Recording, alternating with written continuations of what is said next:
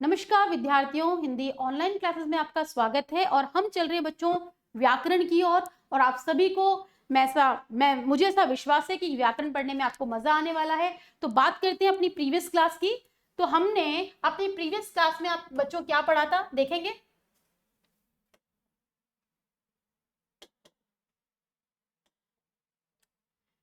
हाँ, तो previous class से वापस नई क्लास की ओर।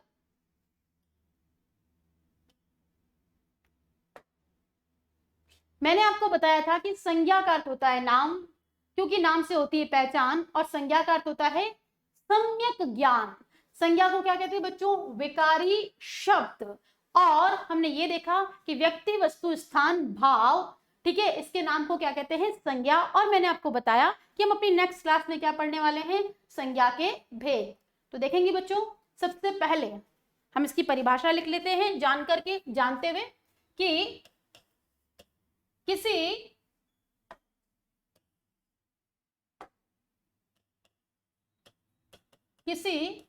व्यक्ति, वस्तु, स्थान, भाव के नाम को संज्ञा कहते हैं। क्या कहते हैं बच्चों? संज्ञा कहते हैं।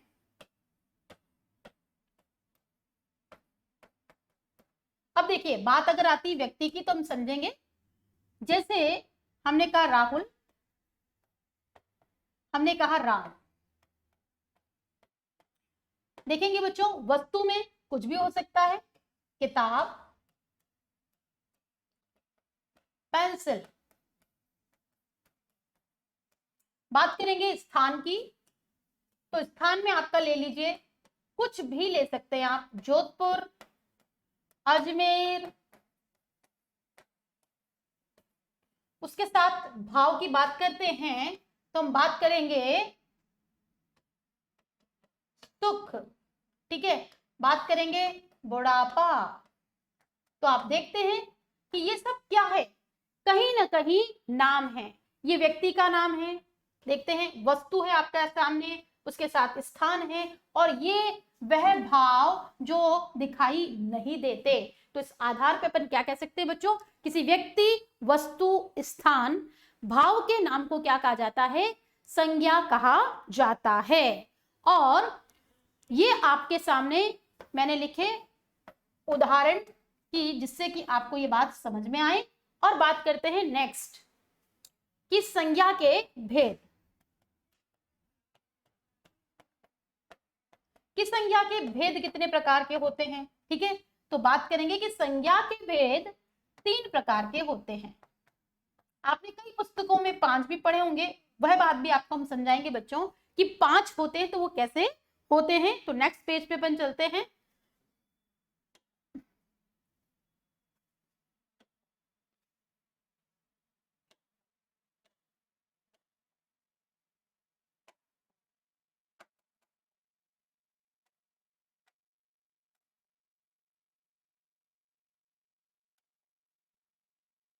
Technical team please help, what happened?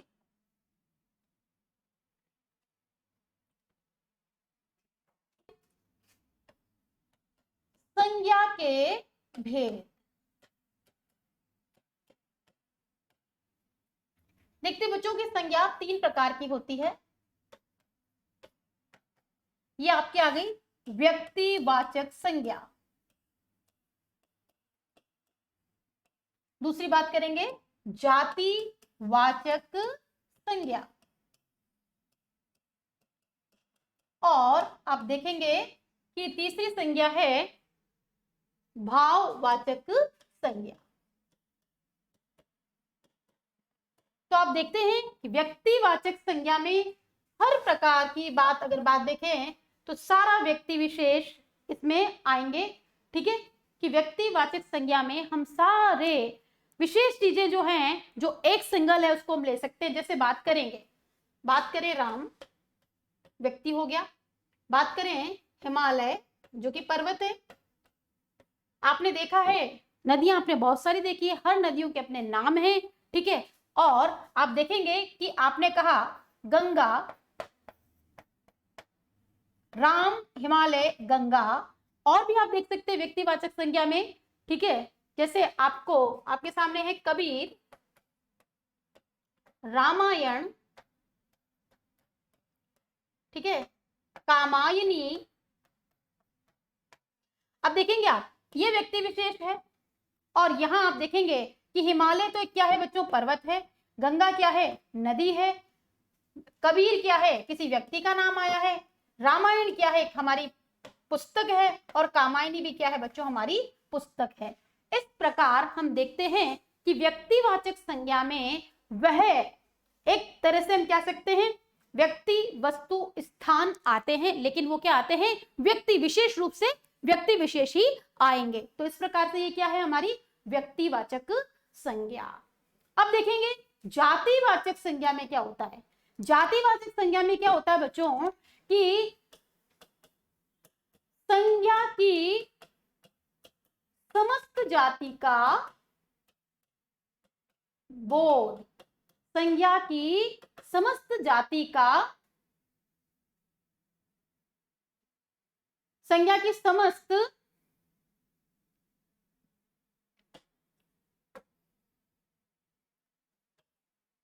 जाति का बोध होता है। कैसे होता है देखेंगे। अब हमने ये कहा कि राम, कबीर, ये तो पर्टिकुलर व्यक्ति हो गए, अलग अलग, ठीक है। अब हम बता दें कि ये सब क्या है, मनुष्य है। ये सब क्या है, व्यक्ति है। ये सब क्या है, मानव है, ठीक है। अब इसका मतलब ये हो गया कि संज्ञा की समस्त जाति ही जिसमें क्या हो आ जाती है, तो वो क्या कहलाती है, जातिवाचक संज्ञा। ये बात इधर हिमालय की आ गई। हम कह दें सारे ही पर्वत। अब पर्वत यानी विश्व के जितने भी पर्वत हैं, चाहे वो भारत के हो, चाहे वो अमेरिका के हो, चाहे कहीं के भी हो, तो सारे पर्वत किस में आ जाएंगे बच्चों, जातिवाचक संज्ञा में। सारी नदियां किस में आ जाएगी, जातिवाचक संज्ञा में। सारे स्थान किस में आ जाएंगे, जातिवाचक संज्ञा में। तो कहने का मतलब है, यहां आप देखते हैं, यहाँ पे पर्टिकुलर किसी एक चीज को बताया जा रहा था, लेकिन यहां वो क्या करें, संज्ञा की समस्त जाति का जहां बोध होता है, वहां पर क्या होती है, जातिवाचक संज्ञा होती है। नेक्स्ट बात करेंगे हम भाववाचक संज्ञा। तो ये भाववाचक संज्ञा क्या है बच्चों, भाववाचक संज्ञा का मतलब वह अदृश्य भाव जो क्या है, होते तो हैं लेकिन वो हमें दिखाई नहीं देते, ठीक है। जैसे हमने क्या कहा, हमने कहा सुंदरता दिखती है, लेकिन हम उसको क्या नहीं कर सकते, ना तो बच्चों स्पर्श कर सकते हैं, ठीक है, और हम सिर्फ और सिर्फ उसको क्या कर सकते हैं, महसूस कर सकते हैं। तो जो महसूस किए जाने वाले भाव हैं वो क्या है बच्चों, उसको हम क्या कहेंगे, भाववाचक संज्ञा। देखेंगे आप, जैसे आपके सामने आया सुंदरता, बुढ़ापा, दुख, ठीक है, बात करेंगे सुख, बचपन। तो इस तरह के भाव जिनको हम क्या कर सकते हैं, स्पर्श नहीं कर सकते और सिर्फ महसूस किए जाते हैं, उनको हम क्या कहेंगे बच्चों, संज्ञा क्या कहेंगे, भाववाचक संज्ञा कहेंगे। अब कुछ लोग क्या करते हैं कि संज्ञा के 5 भेद बताते हैं, ठीक है। तो हम बात करेंगे कि 5 भेद किस आधार पर बताए गए हैं। तो नेक्स्ट देखते हैं हम, जो हमारा दूसरा भेद है जातिवाचक संज्ञा। जातिवाचक संज्ञा, अब जातिवाचक संज्ञा के ही अंग्रेजी भाषा में 2 भेद कर दिए हैं बच्चों, जिसे कहते हैं द्रव्यवाचक और दूसरा का क्या कहा जाता है, समूहवाचक। बात करते हैं कि हमारी प्रकृति में बहुत सारी चीजें द्रव्य रूप में हमें प्राप्त है, जैसे सोना, जैसे चांदी, जैसे जस्ता, जैसे लकड़ी, ठीक है। अब इसको भी तो हमने क्या है, नाम दे रखे हैं, लेकिन अब ये नाम क्या है, एक तरह से क्या है, द्रव्य के रूप में है, तो इसको हमने द्रव्यवाचक संज्ञा, और ये द्रव्यवाचक संज्ञा पुनः किसमें जाएगी बच्चों, जातिवाचक संज्ञा में जाएगी। और आपने देखा होगा कि कुछ चीजें समूह में मिलती है, जैसे आपकी कक्षा, और आपकी कक्षा में आप एक जने नहीं होते हैं, 1 से 10, 10 से 15, 15 से 20, न जाने कितने बच्चे हो सकते हैं। आपने देखा होगा दल, ठीक है, आपने देखा होगा समूह। जो चीजें समूह में मिलती है उसके लिए क्या क्या आता है, समूहवाचक संज्ञा। तो ये भी बच्चों जातिवाचक संज्ञा का ही एक भेद है। इस प्रकार बहुत सारे लोग क्या कहते हैं कि संज्ञा के कितने प्रकार है, 5। देखेंगे हम आगे। वैसे मैंने आपको क्या समझाया कि संज्ञा है, संज्ञा के कितने भेद हैं, मुख्यतः 3 भेद में से हमने भी नाम पढ़े हैं, आपने सभी ने ध्यान दिया कि सबसे पहला व्यक्तिवाचक, दूसरा हमने क्या पढ़ा, जातिवाचक, और तीसरा हमने पढ़ा भाववाचक। और यदि कोई आपसे कहे कि नहीं संज्ञा के तो 5 भेद होंगे, तो आप उसको आराम से विश्वास के साथ समझाइए कि हाँ हमने भी पढ़ा है, जातिवाचक संज्ञा के फिर 2 और भेद कर दिए गए हैं, ठीक है। और उन 2 भेदों के नाम क्या है बच्चों, आप सभी जानते हैं, मैंने अभी भी लिखा है, वापस लिख देती हूँ। एक क्या है आपकी द्रव्यवाचक संज्ञा, और दूसरी क्या है आपकी समूहवाचक संज्ञा। चलिए वापस हम पढ़ेंगे अपने कुछ नोट्स के साथ संज्ञा को, जिससे कि आपका अभ्यास भी हो जाएगा और उसके साथ आप और शब्दों से उसको अधिक अच्छे से समझ पाएंगे। देखते हैं, वापस चलते हैं हम अपने कंटेंट की ओर। हाँ, ये बच्चों मैंने आपको जो व्हाइट बोर्ड पे जो समझाया उसको समझते हुए अब हमें क्या करना है, कुछ चीजें आप इसके स्क्रीनशॉट भी ले सकते हैं, आपके पास गुंजन हमारे हिमालय की किताबें भी अवेलेबल है, और आप देखेंगे कि आप उनसे क्या कर सकते हैं, इनको सीख भी सकते हैं। आपको मैंने ये बता दिया बच्चों कि क्या है, सबसे पहले व्याकरण, और व्याकरण में संज्ञा पढ़ाते से मैंने आपको बताया कि संज्ञा कैसा शब्द है बच्चों, विकारी शब्द। विकार का मतलब मैंने आपको बताया जिसमें बदलाव आ जाता है। बदलाव कैसे आता है बच्चों, लिंग, वचन, काल, कारक के आधार पर जो बदल जाते हैं वो विकारी कहलाते हैं। और ये देखिए, और मैंने ये भी बताया आपको कि संज्ञा शब्द क्या है, विकारी शब्द है। बात करेंगे संज्ञा की परिभाषा की, तो ये आपके सामने स्क्रीन पर देखते हैं आगे। किसी भी व्यक्ति, स्थान, वस्तु, प्राणी, गुण, भाव, ठीक है, किसी का गुण भी हो सकता है और भाव भी हो सकता है बच्चों। किसी भी व्यक्ति, स्थान, वस्तु, प्राणी, गुण, भाव आदि के नाम को संज्ञा कहते हैं। अब यहाँ देखिए व्यक्तियों में देखिए आपके सामने आ गया जयप्रकाश, राम स्वरूप, सीता, गीता।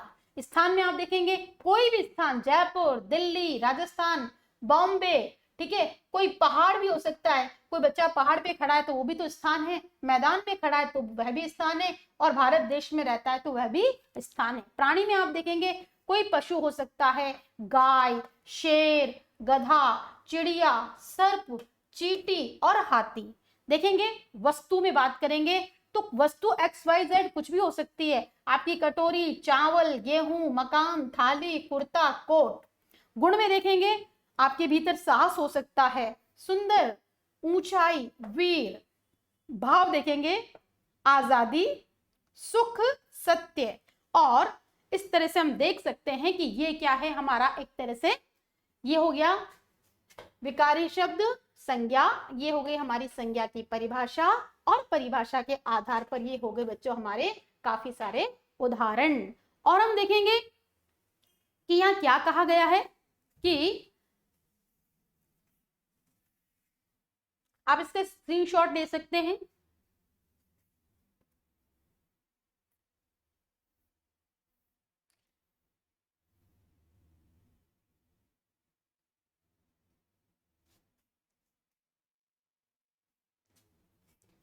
क्रिया के आधार पर आप देखें तो देखेंगे सजावट, लिखावट। अवस्था के आधार पर अगर बात करें तो यौवन, बचपन, बुढ़ापा। हमारी जिंदगी में यही तो होता है, सबसे पहले हम बचपन में छोटे होते हैं, फिर यौवन आता है, फिर बुढ़ापा आता है। तो उक्त जो सारे शब्द यहाँ दिए गए हैं वो किसके उदाहरण है बच्चों? संज्ञा के उदाहरण। अभी मैंने आपको समझाया था, वापस समझाती हूँ कि संज्ञा के भेद बात करेंगे। संज्ञा के भेद हम पहले भी पढ़ चुके हैं बच्चों, लेकिन ये आपके क्या है, रिवीजन के लिए है। संज्ञा के भेद, अभी हमने कहा संज्ञा के भेद मूलतः 3 होते हैं और अगर उसमें 2 जोड़े तो 5 हो जाते हैं। तो व्यक्तिवाचक संज्ञा, तो सबसे पहले आता है बच्चों व्यक्तिवाचक संज्ञा। तो विशेष व्यक्ति, स्थान, वस्तु के नाम का जो बोध कराने वाले शब्द होते हैं वही क्या कहलाते हैं? व्यक्तिवाचक संज्ञा कहलाते हैं। ध्यान रखना यहाँ पे 2 शब्दों पर आपको विशेष गौर करना है। विशेष व्यक्ति, स्थान या वस्तु के नाम का बोध कराने वाले शब्द क्या कहलाते हैं? व्यक्तिवाचक संज्ञा कहलाते हैं। जैसे हमने कहा राम, मोहन, जयपुर, दिल्ली, चूहा, शेर आदि। अब बात करते हैं जातिवाचक संज्ञा की। तो किसी भी प्राणी, वस्तु की पूरी ही जाति का बोध कराने वाले, ठीक है। अब क्या है, उसकी पूरी जाति को वो रिप्रेजेंट जब कर रहे हैं तो वो क्या कहलाएंगे बच्चों? जातिवाचक कहलाएंगे। इस आधार पे हम ये देख रहे हैं,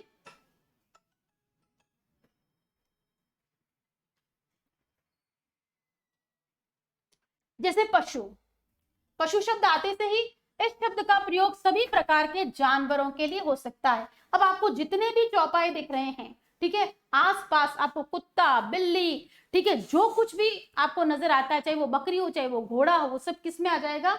पशुओं की, सारे ही वो क्या कहलाएंगे? पशु कहलाएंगे। बात करेंगे मानव, नगर, पहाड़, ये शब्द किसी वर्ग विशेष के लिए प्रयुक्त होते हैं और हो सकते हैं किसी एक के लिए नहीं। और देखेंगे आपके सामने उदाहरण और भी दिए गए हैं।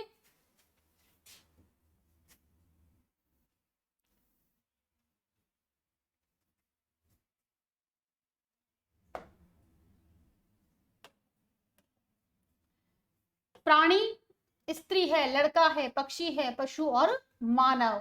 बात करेंगे स्थान में नगर, राज्य, नदी, पहाड़, मैदान, कटोरी, थाली, पुस्तक और कुछ भी, ठीक है। और इस आधार पर हम ये देखते हैं कि यहाँ पर ये सारी संज्ञाएं क्या हैं? जातिवाचक संज्ञाएं हैं।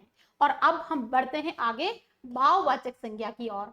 किसी व्यक्ति या वस्तु के गुण दोष, क्या है? गुण को बताने वाले, दोष को बताने वाले, भाव को बताने वाले, उसकी दशा को बताने वाले, उसके स्वभाव को बताने वाले, अवस्था आदि का बोध कराने वाले जो शब्द होते हैं बच्चों, वो भाववाचक होते हैं। जैसे भारत आजाद हो गया, ठीक है। अभी आजादी शब्द क्या है? हम इसको ना तो छू सकते हैं लेकिन इसको महसूस तो कर सकते हैं। कैसे महसूस करेंगे? जब हमारे ऊपर किसी का बंधन नहीं है तो हम क्या हैं? आजाद हैं, और उस आजादी को हम फील कर सकते हैं, ठीक है। देखेंगे आप साहस, कोई बच्चा साहसी है, हम उसको कैसे कह सकते हैं? साहसी, यानी उसने कुछ ऐसा काम किया है जिससे कि उसकी हिम्मत या उसका साहस नजर आया है। तो फिर ये है क्या बच्चों? साहस, जो हम सिर्फ महसूस करते हैं, जो दिखाई नहीं दे रहा। देखिए यौवन, सुखी, दुखी, सुंदरता, बचपन, सजावट आदि संज्ञाएं क्या हैं? भाववाचक संज्ञाएं हैं, जो अनुभव तो की जा सकती है लेकिन देखी नहीं जा सकती है। मैंने अपनी प्रीवियस क्लास में ही आपको बताया, अभी पहले बताया कि भाववाचक संज्ञाएं क्या होती है? हमें देखी, हम उसको देख सकते हैं, देखिए हम देख नहीं सकते लेकिन हम उसको क्या कर सकते हैं? अनुभव कर सकते हैं। बात करेंगे समूहवाचक संज्ञा की। जिन संज्ञा, जातिवाचक संज्ञा के ही 2 भेद मैंने आपको बताए थे बच्चों, कौन कौन सी? समूहवाचक और द्रव्यवाचक। तो आपके सामने देखिए, जिन संज्ञा शब्दों से व्यक्तियों या वस्तुओं के समूह का बोध हो उन्हें समूहवाचक संज्ञा कहते हैं। जैसे सेना, अब ये आ गया आपका पूरा समूह। सेना का नाम लेते से ही आपके सामने कोई एक सैनिक आके खड़ा नहीं होगा, आपको कई सैनिक आपके मानस पटल पर दिखाई देते हैं। दल, जैसे ही बात दल की आती है तो दल में भी क्या होता है? 1, 2, 10, 15, 20, एक से अधिक लोग होंगे।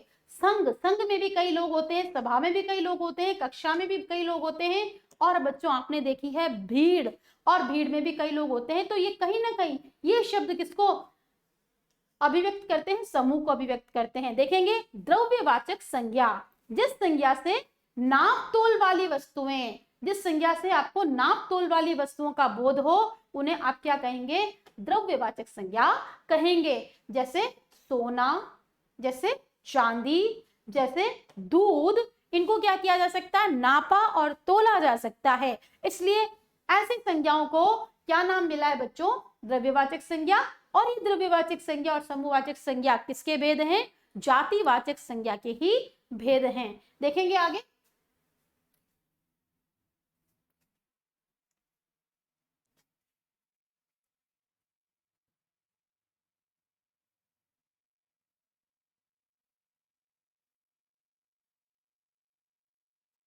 विशेष में देखेंगे कि समूहवाचक और द्रव्यवाचक संज्ञा जातिवाचक संज्ञा के अंतर्गत आ जाती है, फिर भी अतिरिक्त ज्ञान वृद्धि के लिए आपकी किताब जो बनाई गई है उसको दिया गया है।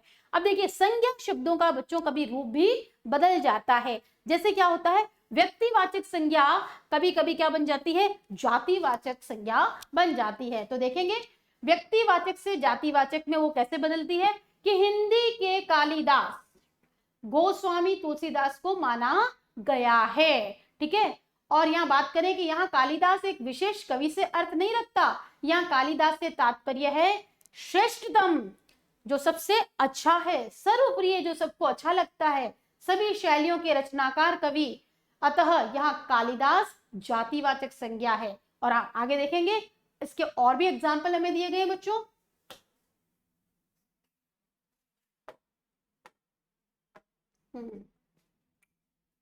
राजस्थान का कश्मीर माउंट आबू है। अब देखिए, राजस्थान का कश्मीर, वैसे कश्मीर व्यक्तिवाचक संज्ञा है, ठीक है। अब राजस्थान का कश्मीर किसको कह दिया है, माउंट आबू को कह दिया है। कौशल्या हमारे घर की लक्ष्मी है, ठीक है। कौशल्या ये क्या है, व्यक्तिवाचक संज्ञा। अब क्या कह दिया इनको, घर की लक्ष्मी, ठीक है। सत्यवादी हरिश्चंद्र जी आ रहे हैं। अब बात करेंगे, यहाँ पे तो हरिश्चंद्र तो व्यक्तिवाचक संज्ञा होना चाहिए, लेकिन यहाँ जातिवाचक क्यों कह दिया इसको, कि जितने भी सच बोलने वाले लोग हैं वो क्या कहलाते हैं, हरिश्चंद्र कहलाते हैं। इस आधार पे भारत का पेरिस जयपुर नगर है। जयपुर का सौंदर्य ऐसा है कि उसको क्या कहा गया है, भारत का पेरिस कहा गया है। वैसे पेरिस एक ही पर्टिकुलर है जो पेरिस कंट्री है, लेकिन वैसे के वैसे गुण किसमें मिल रहे हैं, जयपुर में भी मिल रहे हैं। तो यहाँ पे क्या बच्चों क्या बन गई है, एक तरह से जातिवाचक संज्ञा। देखेंगे नेक्स्ट।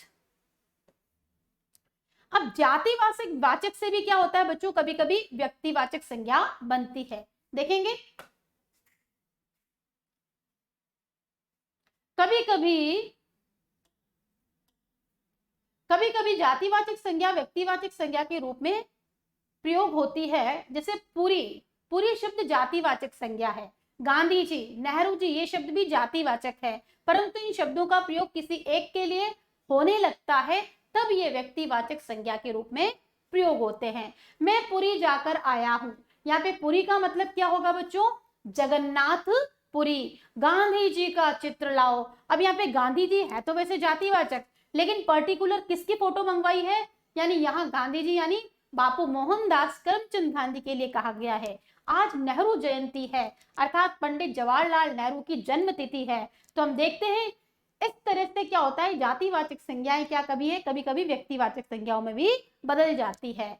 देखो, देवी से दुर्गा, दाऊ से बलराम कृष्ण, उनके बड़े भाई गुप्त जी का मतलब मैथिली शरण गुप्त, और प्रसाद का मतलब जयशंकर प्रसाद से जब लिया जाएगा तो ये शब्द कैसे आ जाते हैं, व्यक्तिवाचक संज्ञा में आते हैं। और आप देखेंगे स्क्रीन पर भाववाचक संज्ञा से जातिवाचक संज्ञा, कितने अच्छे पहनावे हैं। यहाँ पहनावा जो शब्द है, यानी जो वस्त्र पहने गए हैं उनके बारे में कहा जा रहा है, भाववाचक संज्ञा से जातिवाचक संज्ञा बन गया है। इसका मतलब है कि भाववाचक संज्ञा की भी क्या होती है, रूप रचना होती है। हम देखेंगे भाववाचक संज्ञाएं जातिवाचक संज्ञा से, सर्वनाम से, विशेषण से, क्रियापदों में प्रत्यय लगाकर भी उनसे बन सकते हैं। तो हम इस चैप्टर को हमने क्या करना है आगे नेक्स्ट क्लास में समझेंगे। तब तक के लिए नमस्कार।